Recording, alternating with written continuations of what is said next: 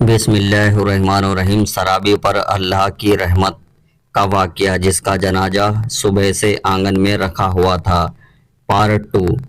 اور مرشد مانتے تھے وہ بزرگ شخص آج تک اس پہاڑی سے نیچے نہیں اترے تھے، لیکن آج انہوں نے پہاڑی کے کنارے پر کھڑے ہو کر قبرستان میں دیکھا، اور جہاں ایک عورت کو میت کے پاس کھڑا پایا تو وہ تیزی سے پہاڑی کے نیچے اترے۔ ایک غیر معمولی بات تھی، کیونکہ انہوں نے آج سے پہلے کبھی ایسا نہیں کیا تھا۔ جس کے نیچے آنے کی خبر پورے گاؤں میں پھیل گئی، اور دیکھتے ہی دیکھتے سارا گاؤں قبرستان پہنچ گیا۔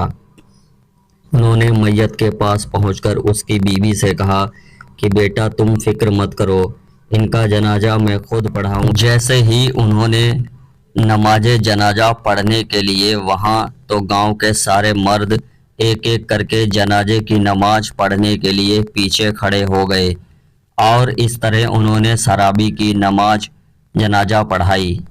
دعا کے لیے پہاڑی والے بزرگ گاؤں والوں سے فرمانے لگے، اے لوگوں، مغرب سے کچھ وقت پہلے ہی اپنی عبادت گاہ میں بیٹھا تھا، میری اچانک آنکھ لگ گئی، اور ایک انجان آواز نے مجھ سے مخاطب ہو کر کہا، جاؤ نیچے قبرستان میں ایک عورت اپنے شوہر کے جنازے کے ساتھ موجود ہے، اس میت کا جنازہ پڑھانے والا کوئی نہیں ہے، لہٰذا آپ جاؤ اور ان کی نماز جنازہ پڑھاؤ، اللہ پاک نے اس کو معاف کر دیا ہے۔ اس کے ساتھ ہی اچانک سے میری آنکھ کھل گئی، میں نے پہاڑی کے کنارے پر کھڑے ہو کر جب قبرستان میں دیکھا تو وہی منظر پایا، اسی لیے میں اس کام کے لیے نیچے اترا ہوں۔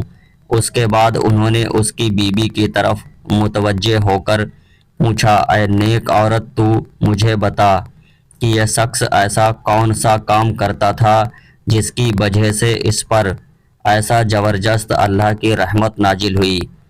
وہ عورت کہنے لگی، حضرت، یہ تو ہر وقت شراب پیتا رہتا تھا، دن بھر شراب خانے میں ہی بیٹھا رہتا تھا، لیکن 3 کام ایسے تھے جو یہ ضرور کیا کرتا تھا۔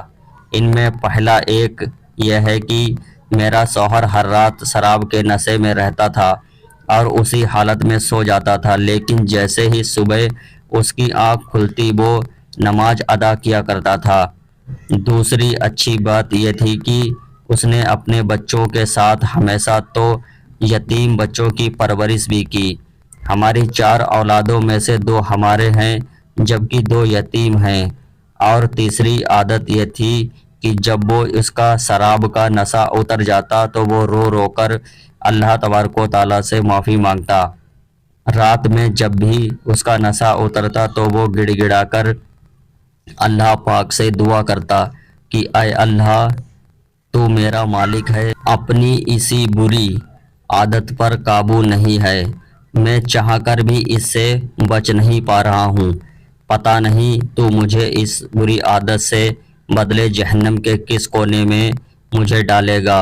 وہ انہی الفاظوں کے ساتھ رات بھر اللہ تبارک و تعالیٰ سے فریاد کرتا رہتا۔ یہ سن کر وہ بزرگ کہنے لگے کہ اللہ تعالیٰ نے اسے معاف کر دیا ہے۔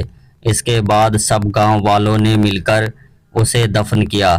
دوستوں، یہ تھی سرابی پر اللہ کی رحمت کا واقعہ۔ ایسے ہی اسلامک واقعہ کے لیے ہمارے چینل کو سپورٹ کریں۔ ملتے ہیں اگلی ویڈیو کے ساتھ، تب تک کے لیے اللہ حافظ۔